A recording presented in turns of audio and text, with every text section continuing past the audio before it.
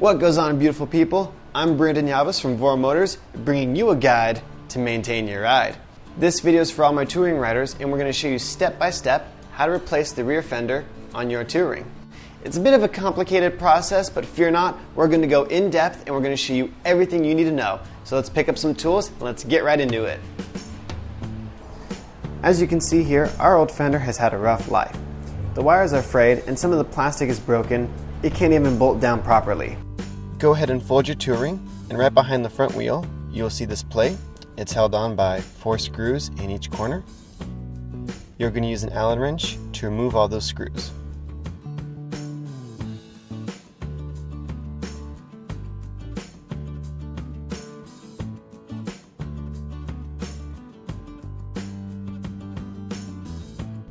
Go ahead and shimmy the cover up to the wires. Keep it out of your way.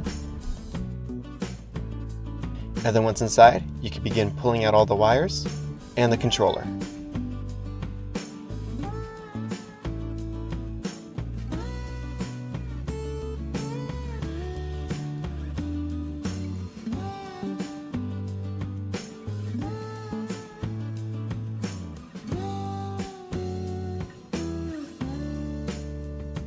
Some of these wires won't be connected, and that's okay. Just be mindful of that. And also, take care not to pinch, bend, or break any wires. Now we're going to go ahead and disconnect the power. Find this yellow wiring connector here, and coming out of both sides should be a black wire and a red wire. Going to go ahead and pinch both ends of the connector and just wiggle it apart. And your power is disconnected and your scooter is safe to work on.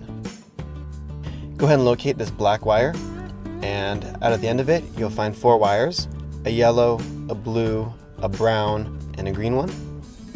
And at the ends of those wires you'll find these black connectors. We're going to go ahead and disconnect these connectors. They have a little tab up here, and you just pinch the tab and pull them apart. That tab is to lock them in place so that they don't come undone. Here we go again. We're just going to pinch the tab and pull them apart. Now we are going to separate the wires from the connectors. Go ahead and hold the connector in one hand with the lock facing the ceiling, and in the other hand with a pair of tweezers, stick them inside the connector just above the prongs. There should be just enough wiggle room to fit those in there. Then you can wiggle them up and down a little bit. It's important to be careful here. Once you've done it right, you'll be able to remove the wire from the end of the connector. Essentially what you're doing is unlocking the wire from the connector. The locking mechanism is on top of the wire, so using the tweezers you're able to unlock it and pull the wire through. We'll do it on the other ones here as well. Same thing, insert the tweezers, wiggle them around a little bit, and then pull the wire right out the back. Remember to fit your tweezers just above the prong. There should be enough space in there for you. Only do this for the cable that we're working on. The colors of the wires will be blue, brown, yellow, and green. Any other wires and you're messing with another component of your scooter, and you could risk damaging it.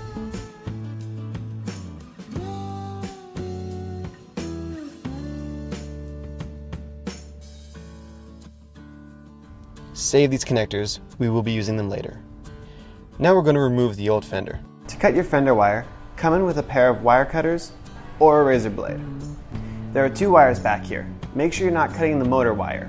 The motor wire runs to the motor, while the fender wire runs up and inside the fender.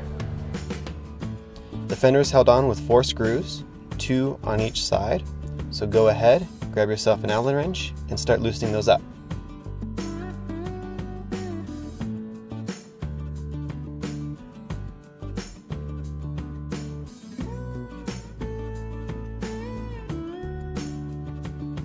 As you can see, this fender is broken, so I didn't have to remove all 4 screws to take it off, but again, you will want to remove all 4 screws.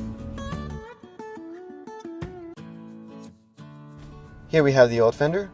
These 2 screws here are made to keep the black wire from rubbing the wheel, but obviously those failed. That's why we're replacing it.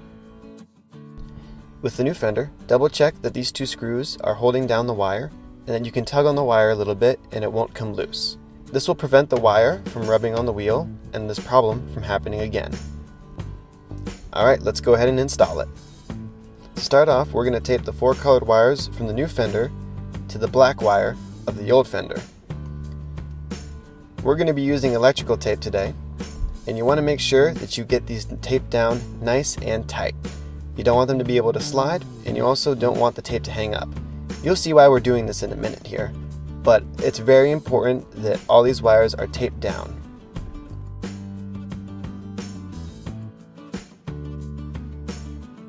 You'll know you've used enough electrical tape when you can't see any more of the colored wires. You should see just black wires and black tape. Again, it's crucial that your tape is tight and neat. Underneath the scooter, where the wire goes inside, you'll find some of this glue here. This glue is used to keep moisture, dirt, and other debris out. Using some scissors and a razor blade, go ahead and start picking away at it. Be mindful not to cut the motor wire. As you can see, I cut a little bit of the old Fender wire, but because we're going to be replacing that, it's fine. Cut away as much of this glue as you need to, and don't worry, it's not that necessary to the successful operation of your scooter. The goal here is to be able to move the wire in and out of the body of the scooter freely. You don't want that much friction. On the front of the scooter, go ahead and locate the Fender wire. Remember, it's the wire with yellow, blue, green, and brown wires coming out of it. You're going to very carefully pull that through the scooter, and when you reach the portion that we used electrical tape on, it will help if you go ahead and just push that through with your other hand. And you'll notice on the other side that as you pull that wire through, it'll bring the new Fender wire through. This is the easiest and most efficient way to get the new Fender wire through the scooter. Otherwise, you'll have a really hard time trying to feed the new Fender wire through the scooter. Once the electrical tape portion of the wire is at the other end of the scooter, you're okay to stop. Looking at the back of the scooter now, I realized I made a mistake. Ideally, you want to run the Fender wire right in front of the wheel. This is an easy fix though. All we have to do is remove the rear wheel. Start with a wrench and loosen up the wheel nuts. There's one on each side.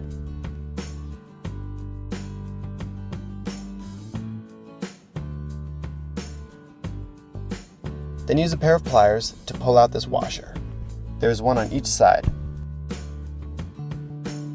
On the other side of the scooter, you're going to turn this bit counterclockwise to loosen up the brakes a little bit. Then with an Allen wrench, go ahead and loosen up this last screw over here. Make sure you support the wheel with your hand underneath it.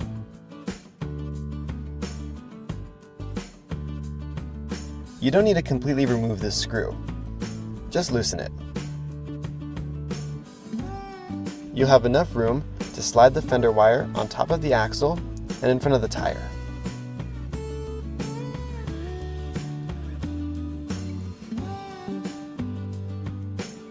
Now you can see just how the Fender attaches to the scooter. Before moving on, let's make sure that our rear wheel is fully attached. Go ahead and slide on those washers. They'll only go on one way. And then tighten down the nuts on each side of the wheel. Don't tighten them completely though. I recommend tightening this little screw with your Allen wrench first. Get that all the way tight, and then you can fully tighten the wheel nuts.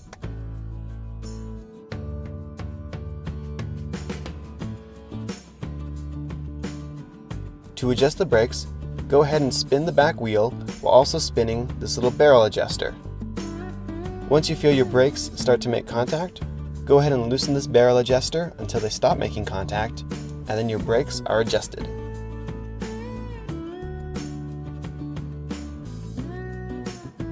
To reinstall the Fender, use the same 4 screws from earlier and just screw those right back in. We recommend doing the 2 furthest screws first, just to keep your Fender in place while you do the other 2. Once all those screws are in, tighten them up to make sure that the Fender doesn't move.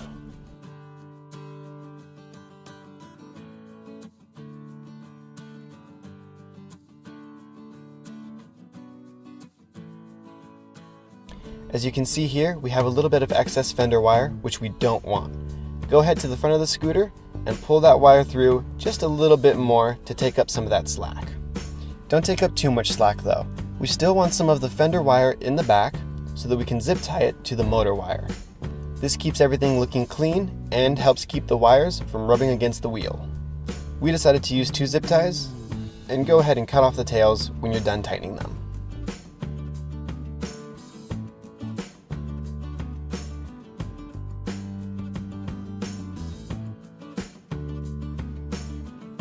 At the front of the scooter, go ahead and unravel and remove the electrical tape. I ended up carefully sliding mine off. Now we have the same 4 color wires as before. All we have to do is get them back into the connector. You'll notice that each of these 4 wires has a little tab sticking up. This little tab is what locks the wire inside of the black connector. For the purpose of this demonstration, we're always going to keep this tab facing the ceiling, and we're also going to keep the locking tab on the connector facing the ceiling. With the connector in one hand and the brown wire in the other hand, go ahead and insert it into the left hole of the connector. The wire will find where it needs to go, and that tab will click when it's locked in place. Once you hear the wire click into place, you should be able to tug on it lightly and make sure that it's in there nice and snug. You can take a look at the wide end of the connector and make sure that it's sitting where it should be. Next, you're going to take the green wire, and the green wire is going to go in the right hole. Again, feed it through with the locking tab on the wire facing up and the locking tab on the connector facing up, and eventually it'll click into place. Give it a little tug to make sure, and then admire your work. We're going to do the same thing here with the other connector, and we're going to go ahead and start with the blue wire. Again, both locking tabs facing the ceiling. Just stick it in until it clicks, and it'll be locked in place. For this connector, the blue wire goes into the left hole, and the yellow wire is going to go into the right hole.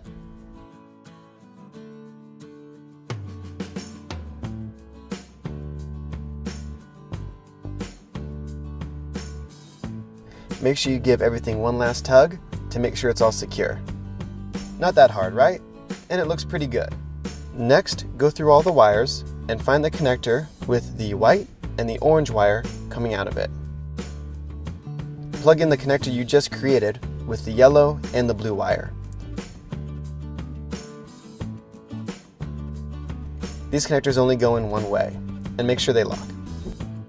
Next, find the connector with the red and black wire sticking out of it, and connect that to the connector with the green and brown wire.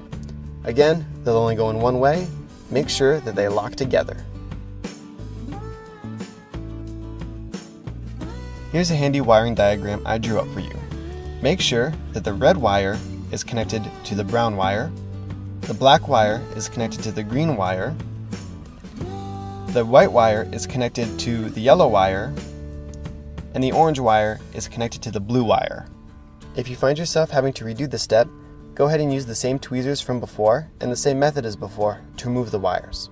But once you've removed the wires, go ahead and bend that metal tab up so that they will lock in the connector when you reinstall them. Now you can go ahead and reconnect your power. The connectors for the power are yellow, and they each have a black wire and a red wire coming from them. Just slide them together. At this point, it's a good idea to test your new Fender to make sure that the light works and that everything is wired in correctly. Go ahead and start up your scooter, and you should see the red light glow on the Fender. Everything looks good here, so we're going to turn it off and continue on. If you find that the light does not work, go ahead and retrace your steps to make sure you didn't miss anything. Next, we're going to stuff the controller and all the wires back into this tiny little space. This may take a minute, and it might take a little bit of fiddling. I like to start by inserting the controller. Make sure that as you insert it, you're not pinching any wires or putting strain on any connectors.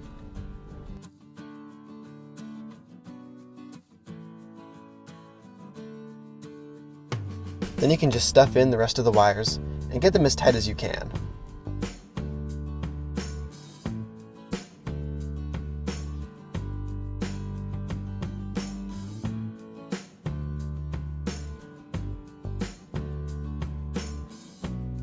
Go ahead and shimmy down that cover, and I'm going to go ahead and get everything lined up so that we can reinstall it.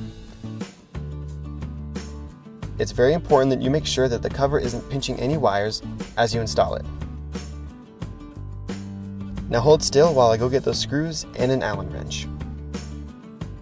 I like to start by installing the screw just above the wire. And you're not going to tighten this all the way down. Just get it started so that the cover stays on while you install the other screws.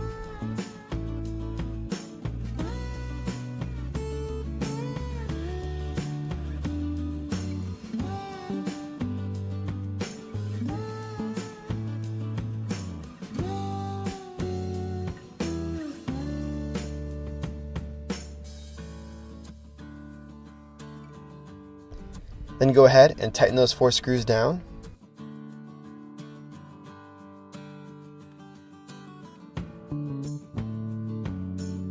And I always like to test everything one more time. Go ahead and start it up. And it looks like we are successful. So go ahead and give yourself a pat on the back. This isn't an easy job to do. And that's all there is to it. I hope this video was helpful for you. If it was, make sure you give it a thumbs up down below and share it with all your friends. And if you have any burning questions you want to ask, go ahead and leave them down in the comment section below, and one of our team members will get back to you shortly. This has been Brandon Yavas from Voro Motors, wishing you a safe ride. Take care.